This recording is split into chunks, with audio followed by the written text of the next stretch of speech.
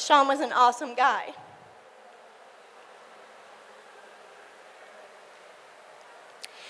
And he knew that he could help his friends, and his friends knew that they could come to him for help because he would not judge them.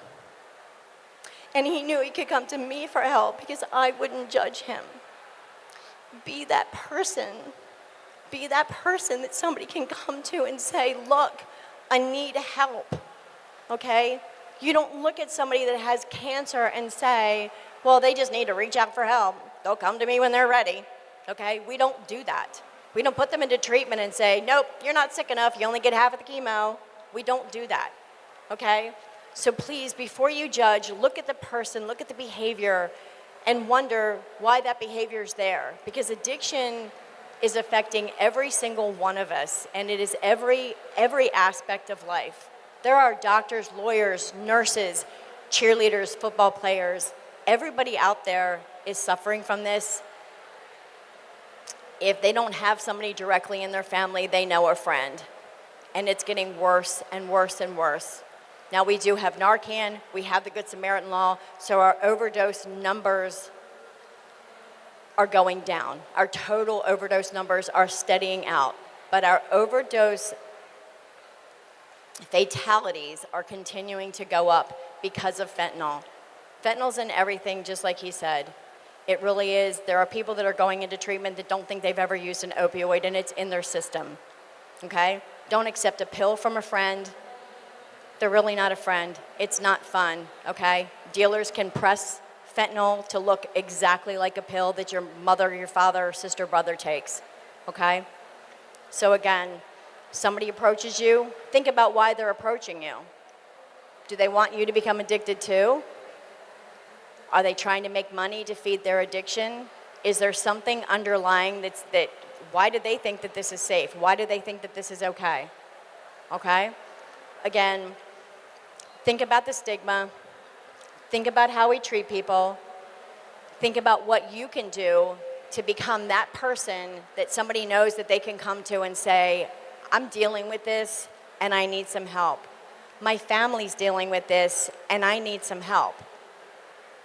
My dad had an operation 3 months ago and he hasn't stopped taking his pain medication and now he's not working. I think there's a problem, okay?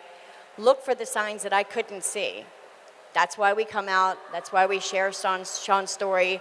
That's why we come out. We support the caregivers so that you guys have somebody to turn to, somebody that might have some of the answers. If we don't have the answers, we'll find the answer for you.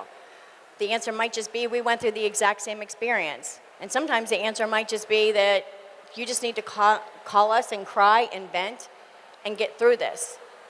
Addiction is a family disease and it affects every single family member, whether you realize it or not. You might realize it way later down the line.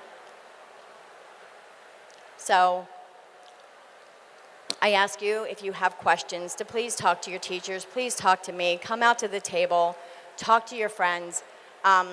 I do have one statistic here. I know you guys like that. There's not a lot out there about stigma because it's hard because people won't come forward and talk about it.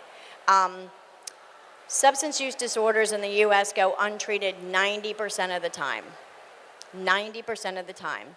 And I can tell you, 90% of the time there's an underlying mental health issue. And then someone turns to substances to treat that mental health issue because, again, there's stigma when it comes to mental health. If you guys have a problem, talk about it. Make it normal. Make it normal to talk to someone about something that's bothering you. Don't bottle it all inside because this can also lead to addiction. I have no idea how much time I have left. 9.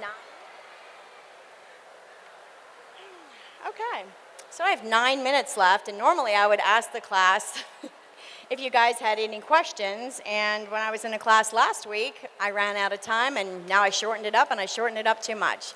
So does anybody in the front row have any questions?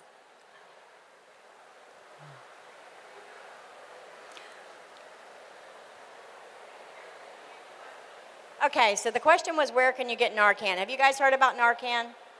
You guys actually have it in your schools now. Narcan is the opioid reversal drug, and it's right up there with the defibrillator and stuff. Usually it's by your front door. It's a little white container, and it reverses an opioid overdose, okay? It's quick, straight up the nose. You can get it from the health department. You guys are all old enough that you can be trained. I believe that your nurses are trained, at least they are trained in the high schools right now, and can train you guys. If you see someone who is unresponsive, get the Narcan, use the Narcan. It's a nasal spray that goes right up your nose, and immediately it can reverse an overdose. That's when you call 911, you get them to come out, and they're going to give them some more Narcan. I can tell you, heroin, fentanyl, it's going to last anywhere from 3 to 24 hours. Narcan's only going to last 30 to 90 minutes. So you can hear about people that are overdosing again, and literally they haven't used another drug again, okay? The health department does a training every month. I'm also a trainer within Carroll County, so I can train you, I can train your family. The Surgeon General recommends that every American have Narcan available. And again, this comes back to stigma again. We all think, well, the Narcan is just to save someone who's a drug addict, someone who has a drug problem, okay? Many of our elderly actually overdose. They have a life-ending disease, they've been put on an opioid, and they take their afternoon dose right after taking their morning dose, and they pass away in their sleep. We don't do an autopsy because they were expected not to live anyway, but I can tell you some of these people have died of an overdose. They just went to sleep and they didn't wake up, okay? So again, if you have elderly people in your family that are on opioid medications, please make sure that you have Narcan. Okay? You can have somebody who literally was just in a car accident, who took too much of their pain medication and didn't mean to. You can save their lives by having Narcan. If you have a prescription pain medication in your home, make sure that you have Narcan, and make sure that once the person stops taking that you properly dispose of it. We have several disposal sites in Carroll County, and one special thing about Carroll County is you can call our sheriff's department, and they will come out to your house and they will pick up these prescription pain medications and get rid of them for you, okay? And again, please come out to the table, pick up some Good Samaritan information. There's a picture over there of Sean. I know a lot of questions that I always get from you guys is my other two children. My youngest is graduating from Frostburg next month. My middle son will be 25 next month, and he'll be married for 2 years this month.